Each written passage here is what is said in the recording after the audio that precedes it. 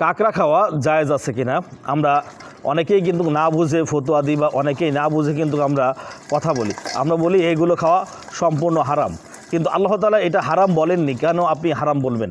কুরআনুল কারীমের মধ্যে আল্লাহ তাআলা বলছেন যে তোমাদের জন্য সামুদ্রিক প্রাণী হালাল করা হলো।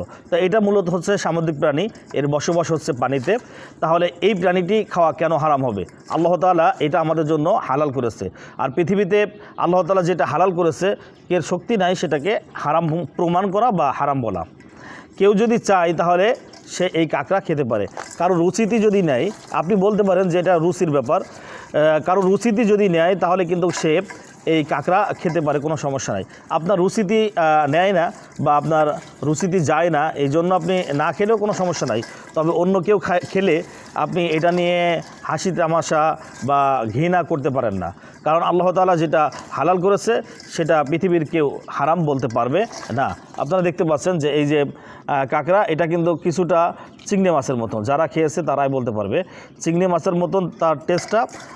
যদি কেউ চায় তাহলে অবশ্যই সে খেতে পারবে। এটা আল্লাহ তাআলা আমাদের জন্য হালাল করেছেন। ভিডিওটি সবাই শেয়ার করে দেবেন, কারণ অসংখ্য মানুষ এই বিষয়টি জানে না।